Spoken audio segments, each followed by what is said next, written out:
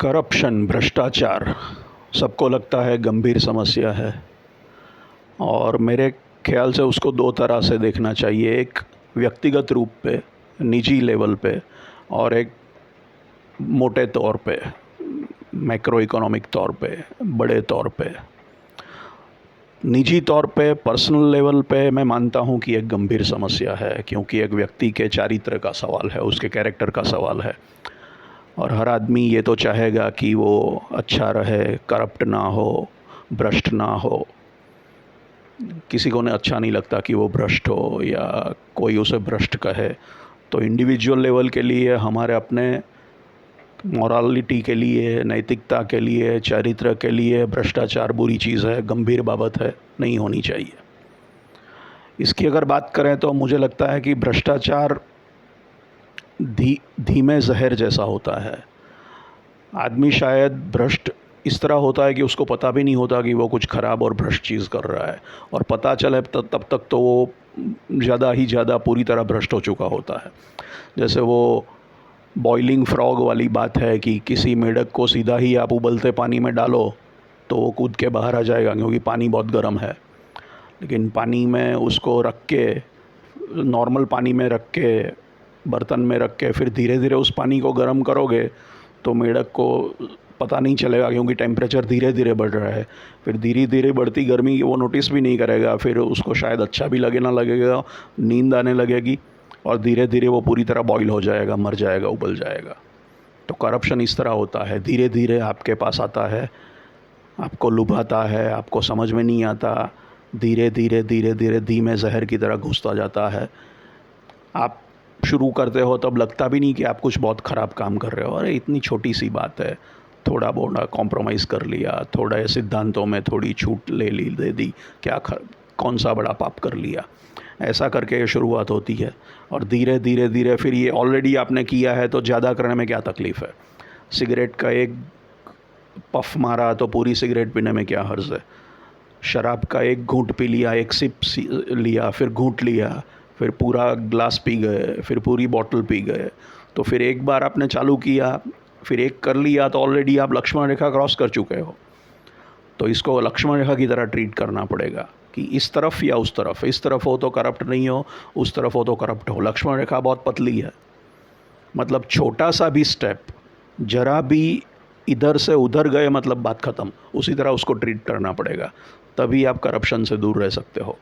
आपको इस तरफ रहना है या उस तरफ रहना है, सिद्धांतों में जरा भी कॉम्प्रोमाइज़ किया तो ख़त्म।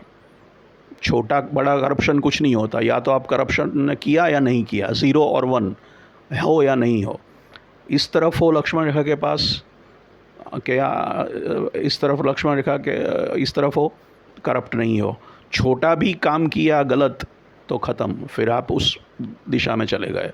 तो आपको ध्यान रखना है कि आपको वो लांघना नहीं है वो सीमा को, क्योंकि फिर एक बार वो लांघ दिया, फिर थोड़ा किया तो फिर बड़े करने में क्या प्रॉब्लम है, ऑलरेडी कर लिया तो वो बढ़ता जाएगा। तो इसी तरह उसको ट्रीट करेगा तभी आदमी इससे शायद बच सकेगा, क्योंकि फिर एक बार शुरू किया, फिर थोड़ा तो कर लिया, अभी ज़्यादा करने में क्या तकलीफ़ है। और करप्शन की कई वजह हो सकती है। कभी कभी ईर्ष्या होती है, लोग आगे बढ़ गए, हम पीछे रह गए। कई बार प्रेशर होता है फैमिली का, बच्चों का, हस्बैंड का, वाइफ का, कि भाई ज़्यादा करो, आगे बढ़ो, तरक्की करो, उसके पास ये है, आपके पास वो नहीं है। कभी कभी आपके सामने इतना टेम्पटेशन रखा जाता है कि आप झेल नहीं पाते, क्योंकि दो चीज़ें होती हैं, आप किसी को करप्ट करते हो, भ्रष्ट करते हो, कोई आपको भ्रष्ट करता है। हम कहते हैं सरकारी लोग करप्ट हैं, लेकिन सरकारी लोग सभी करप्ट, उनको करप्ट बनाया किसने है? शायद वो पहले से ही करप्ट थे और घूस मांग रहे थे, या फिर किसी व्यापारी ने जाके उनके सामने नोटों की गड्डियाँ रख दी, ढेर रख दिया। इतना ज़्यादा टेम्पटेशन, इतनी लुभावनी चीज़ें उनके सामने रख दी कि बेचारा सीधा आदमी हिल गया और वो झेल नहीं पाया, वो उसको उसको रेजिस्ट नहीं कर पाया। कभी कभी ये होता है। तो आप भी किसी को करप्ट करते हो जब आप उसके सामने बहुत ही बड़ा टेम्पटेशन रखते हो, उसने देखा ही नहीं है, इतना ज़्यादा टेम्पटेशन, लालच उसके सामने रख दिया कि वो उसका डिग गया जो स्थिरता थी, और वो सिड्यूस हो गया।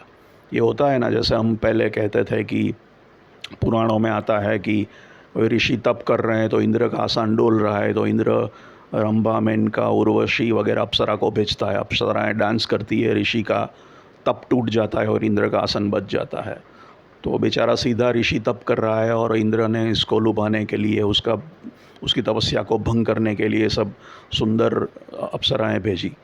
तो करप्शन करने के लिए लोग ये चीज़ें भेजते हैं, पैसा भेजते हैं, ये सब करते हैं। बहुत बड़ा टेम्पटेशन है। तो सीधा साधा नॉर्मल आदमी फिर नॉर्मल है इंसान, ऋषि तो नहीं है इतना कड़क, और ऋषि भी टूट जाता है तो प्रलोभन वो झेल नहीं पाते, वो भ्रष्टाचारी बन जाते हैं धीरे धीरे। तो भ्रष्टाचार व्यक्तिगत लेवल पे गंभीर समस्या है और उसके लिए एक ही बात है कि लक्ष्मण रेखा बना के रखो, कोई कॉम्प्रोमाइज़ नहीं, सिद्धांतों में ज़रा भी छूट छाट नहीं करना है, वरना एक बार कर लिया फिर धीरे धीरे कब ज़्यादा बढ़ जाएगा पता भी नहीं चलेगा। अब जब बड़े तौर पे बात आती है, ओवरऑल मैक्रो लेवल जिसको मैं कहता हूँ, जैसे कि हिंदुस्तान की जीडीपी के सामने टोटल कितना करप्शन होता होगा, तो मुझे नहीं लगता वो परसेंटेज वाइज इतना बड़ा सीवियर या सिग्निफिकेंटली बड़ा फिगर है, होगा थोड़ा बहुत, लेकिन 50% है, 60% है, 70% ऐसा नहीं है। करप्शन अच्छा नहीं है, करप्शन बुरा है, करप्शन नहीं होता तो अच्छा होता। लेकिन करप्शन एक ही समस्या नहीं है कि बस इसको सॉल्व कर दो तो स्वर्ग हो जाएगा। जैसे कभी कभी लोग कहते हैं बस एजुकेशन ही प्रॉब्लम है, शिक्षा, बस शिक्षा होनी चाहिए, शिक्षा आ गई तो सब प्रॉब्लम सॉल्व। ऐसा नहीं होता। शिक्षा सारे प्रॉब्लम को सॉल्व नहीं करती, शिक्षा कुछ प्रॉब्लम को सॉल्व करती है। शिक्षा के अलावा भी प्रॉब्लम है, करप्शन भी एक प्रॉब्लम है, वो एक ही प्रॉब्लम नहीं है, और भी बड़े बड़े बहुत प्रॉब्लम हैं। बेवकूफ़ी है, काबिलियत ना होना है, बहुत सारी समस्याएं हैं, एक ही समस्या नहीं है। तो करप्शन एक प्रॉब्लम है, थोड़ा बहुत प्रॉब्लम है, लेकिन एक ही बहुत बड़ा विकराल प्रश्न नहीं है जिसके कारण सब कुछ डूबा हुआ है। जैसे कोई बिजनेसमैन का टर्नओवर होता है, एनुअल रेवेन्यू होता है, उसमें हमेशा थोड़ा बहुत बैड डेट होते हैं। जो कहते हैं कि बैड डेट मतलब जो आपने उधार दिया और कलेक्ट नहीं कर पाए, वो कितना बैड डेट होता है। 100 करोड़ का टर्नओवर किया तो उसमें शायद कितना परसेंट उसको गया होगा, 2%, 3%। 50% बैड डेट तो नहीं होता बिज़नेस में, 10% भी नहीं होता होगा। और थोड़ा बहुत वो राइट ऑफ करते हैं बिज़नेस में। बैड डेट अकाउंटिंग में होता है कि ये बैड डेट को राइट ऑफ कर दो, भूल जाओ इसको, कि हम कलेक्ट नहीं कर पाए ये पैसा। सब कुछ ध्यान रखने के बाद भी कुछ परसेंटेज ये होना है। तो पूरे टर्नओवर के 100% हिस्से में से 2-3% बैड डेट होगा, 0.25% होगा, 0.5% होगा। बहुत कम केस में वो कुछ बहुत मैसिव परसेंटेज होगा। नॉर्मली बैड डेट का परसेंटेज छोटा ही होता है। तो ब्रॉडली देखें तो ये परसेंटेज टर्म्स में देखें तो करप्शन इतना बड़ा प्रॉब्लम मेरे हिसाब से तो नहीं है। पहले शायद रहा होगा या नहीं, लेकिन on the whole in general मैं अगर जनरलाइज़ करूं तो एक प्रॉब्लम है, अच्छा नहीं है, नहीं होता तो अच्छा होता। लेकिन वो 50% बड़ा जितना बड़ा प्रॉब्लम, इवन 25% जितना बड़ा प्रॉब्लम भी शायद नहीं है करप्शन का प्रॉब्लम। लेकिन और भी बहुत सारे प्रॉब्लम हैं। लेकिन ये एक ही प्रॉब्लम नहीं है कि ये सॉल्व कर दिया तो सब ठीक हो जाएगा। जैसे लोग हमेशा इन्फ्लेशन, महंगाई के बारे में शिकायत करते हैं। कभी आपने नहीं सुना होगा कि लोगों ने शिकायत नहीं की होगी। हमेशा बहुत भाव बढ़ रहे हैं, भाव बढ़ रहे हैं, हमेशा भाव बढ़ते ही हैं, नो डाउट। कभी जल्दी बढ़ते हैं, कभी धीरे बढ़ते हैं, लेकिन कभी नीचे तो गए ही नहीं हैं। तो भाव बढ़ते रहते हैं, लेकिन तो क्या हो गया? तो कोई मर तो नहीं गया भाव बढ़ने के कारण भूखा। थोड़ा बहुत ज़्यादा कमाई भी तो बढ़ती है लोगों की, थोड़ा बहुत ज़्यादा पैसा देना पड़ता है। किसी की शायद कमाई नहीं बढ़ी और थोड़ा बहुत ज़्यादा देना पड़ा। लेकिन वो कितना बड़ा प्रॉब्लम है कि कंटिन्यूअसली भाव बढ़ना, भाव बढ़ना, भाव बढ़ना, मर गए। शिकायत हमेशा होती है। मिडिल क्लास की ये फेवरेट शिकायत है, महंगाई बहुत ज़्यादा है। मैंने कभी ये नहीं सुना कि लोगों ने शिकायत नहीं की हो। लेकिन आप ये सोचो कि एक अनएम्प्लॉयड आदमी, बेरोज़गार आदमी अगर नौकरी नहीं मिलेगी तो भूखा मर जाएगा। वो प्रॉब्लम सीरियस है उसके लिए, तो वो प्रॉब्लम किलिंग प्रॉब्लम है, लाइफ और डेथ का है। और आपने किसी चीज़ का 5 रुपया ज़्यादा दे दिया तो वो कितना सीरियस हो गया। तो करप्शन, इन्फ्लेशन इस तरह, महंगाई एक तरह जनरलाइज्ड प्रॉब्लम है कि सबको थोड़ा थोड़ा पिंच करता है। लेकिन अनएम्प्लॉयमेंट, बेरोज़गारी एक ऐसी प्रॉब्लम है कि जो अनएम्प्लॉयड है उसको वो सीवियरली किक मारता है, वो ख़त्म कर देता है उसको। तो वो इंटेंस उस पॉकेट के लिए तो बहुत तीव्र प्रॉब्लम है। सब अनएम्प्लॉयड नहीं है, उनको नहीं है, लेकिन जो अनएम्प्लॉयड है उसके लिए, जो बेरोज़गार है उनके लिए बेरोज़गारी तो बहुत बड़ी समस्या है। लेकिन जो बेरोज़गार नहीं है उनके लिए बेरोज़गारी समस्या नहीं है, और जो बेरोज़गार नहीं है उनके लिए इन्फ्लेशन प्रॉब्लम है, लेकिन वो छोटा छोटा प्रॉब्लम है, वो मार नहीं डालता उनको। जैसे नौकरी चली जाए वो बहुत बड़ा प्रॉब्लम है मैं इन्फ्लेशन से, इसी तरह बेरोज़गारी बहुत ज़्यादा प्रॉब्लम है। जो बेरोज़गार है, आपके पास नौकरी है और नौकरी चली गई, वो ज़्यादा सीरियस है, या आपके पास नौकरी है और अभी आपको सैलरी में से कुछ पैसा ज़्यादा खर्च करना पड़ेगा, वो ज़्यादा प्रॉब्लम है। हाँ, फ़र्क पड़ता है, इंडिविजुअल लेवल पे ये वेरिएशन आएगा, किसी को थोड़ा इन्फ्लेशन की मार ज़्यादा लगेगी, इक्वल नहीं लगती, ये सब मैं मानता हूँ। बट ऑन द होल हमेशा जो शिकायत की जाती है कि वो जस्टिफाइड है। तो इसी तरह करप्शन भी प्रॉब्लम है, लेकिन ये एक फेवरेट पुरानी बात हो चुकी है। लोग हमेशा कहते हैं, लोगों को ये कहना अच्छा लगता है, पता नहीं क्यों, सब चोर हैं, सब पॉलिटिशियन चोर हैं, सब बदमाश हैं, सब क्रूक्स हैं, सब साले खाते हैं। अब मुझे लगता है कि ये या तो ईर्ष्या में से पैदा होता है, या गुस्से में से, या फ्रस्ट्रेशन में से आता है। एक जनरलाइज्ड, लोगों के अंदर एक जनरलाइज्ड जो फ्रस्ट्रेशन, एंगर, गुस्सा, जेलसी है, वो निकालने का एक रास्ता है कि सब साले चोर हैं, ऐसा कर को अच्छा लगता है अपने को। क्योंकि हमारा विकास नहीं हो रहा है, या हम पैसा नहीं खा रहे हैं, तो हमको लगता है सब साले खा के, बदमाशी करके, चोरी करके खुश हो रहे हैं। तो गाली निकालने का, संतोष मिलने का, एक राहत होने का एक साधन है, मैं ये मानता हूँ। एक आदत हो चुकी है हमको सब साले चोर हैं ये बोलने की। ये जेलसी वगैलसी सब सारे, बहुत सारी टाइप की चीज़ें हो सकती हैं। और ख़ास करके पॉलिटिकल पार्टियां ये अच्छी तरह समझती है कि उनको पता है कि करप्शन का मुद्दा लोगों को बहुत पसंद आता है, लोगों को सुनने में अच्छा लगता है कि ये साला चोर है, वो साला चोर है, ये पार्टी चोर है, ये पार्टी खाती है, ये बदमाश है, ये करप्ट है। तो भ्रष्टाचार की बातें एक हॉट टॉपिक है, मज़ा आता है ये चुगली करने में, बातें करने में, और उसके बल पे वोट जीते जा सकते हैं। आप किसी को गाली देते रहो, लोगों को गाली देना सुनना अच्छा भी लगेगा, वो कहेंगे ये साले चोरों को वोट मत दो, हटाओ, लात मार के भगा दो। तो अगर आपने समहाउ लोगों के दिमाग में घुसा दिया कि वो सब चोर हैं, तो आपको वोट मिल जाएंगे। तो पॉलिटिशियन ने ये करप्शन बहुत है, बहुत करप्शन है, बदमाश पार्टियां, उनको छोड़ के सब बदमाश है, सब चोर है, ये उनको वोट जीतने के लिए, उनके लिए एक अच्छा रास्ता है।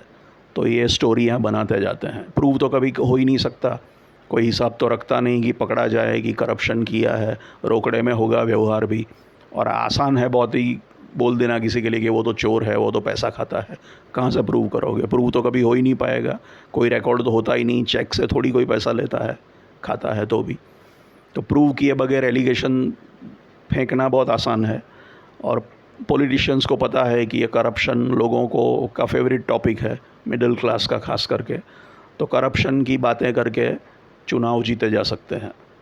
और पब्लिक को ये सुनने में, गाली देने में, किसी को गाली देने में, उसका गुस्सा किसी पे फोकस करने में अच्छा लगता है, इसलिए ये बातें चलती रहती है। ये मेरा मानना है।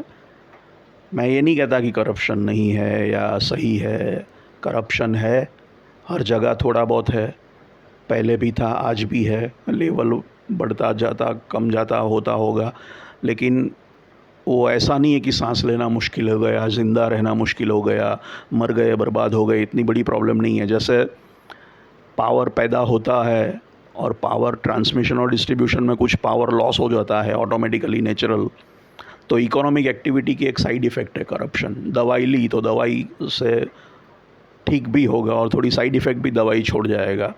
उसी तरह हम खाना खाते हैं तो खाना सारा कन्वर्ट नहीं होता, कुछ कचरे में जाता है उत्सर्जन में।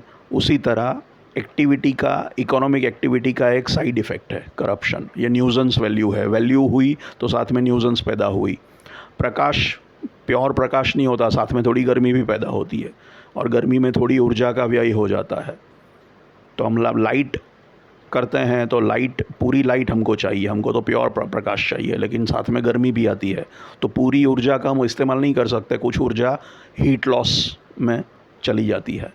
उसी तरह इकोनॉमिक एक्टिविटी होती तो थोड़ा बहुत न्यूजेंस कचरा पैदा होता है, जैसे साइड इफ़ेक्ट होता है, केमिकल प्रोसेस में बाई प्रोडक्ट निकलती है, तो करप्शन एक बाई प्रोडक्ट है इकोनॉमिक एक्टिविटी का, ये मान के चलो। लेकिन वो इतना बड़ा नहीं है कि प्रोडक्ट को ख़त्म कर दे या प्रोडक्ट के सामने बाई प्रोडक्ट का बहुत बड़ा इश्यू हो जाए। तो मैं इसको ये मान के चलता हूँ कि करप्शन एक बाई प्रोडक्ट है, एक न्यूजेंस वैल्यू है, एक साइड इफ़ेक्ट है इकोनॉमिक एक्टिविटी का। उस तरह अगर आप देखोगे तो आपको लगेगा कि उसमें भी ऑफ कोर्स कंट्रोल करना, कम करना अवॉइडेबल भी है, लेकिन इंसान हैं, इतने सारे लोग हैं, सभी सीधे नहीं होते, सब प्रामाणिक इक्वल नहीं होते, अलग अलग कारण हैं, लालच होती है, प्रलोभन होता है, टेम्पटेशन होता है, अलग अलग वजह से लोग करप्ट करते हैं और करप्ट होते हैं। तो ये कभी ख़त्म तो होगा नहीं जब तक 100% इंसान सुधर नहीं जाते, तो ये थोड़ा बहुत रहने ही वाला है। तो अभी प्रॉब्लम है, लेकिन इसको इतना गंभीरता से, गंभीर अच्छा नहीं है, लेकिन इतना बड़ा प्रॉब्लम नहीं है कि भाई ये एक ही प्रॉब्लम है, उसी के कारण सब प्रॉब्लम है, ये सॉल्व हो जाएगा तो स्वर्ग आ जाएगा, ऐसा नहीं है। एक परसेंटेज रूप में देखोगे तो है प्रॉब्लम, नहीं होता तो अच्छा होता, लेकिन उसके अलावा भी बहुत सारे प्रॉब्लम हैं, उससे बड़े प्रॉब्लम्स भी हैं जो ज़्यादा ज़रूरी है टैकल करना। मेरा ऐसा मानना है। Thank you.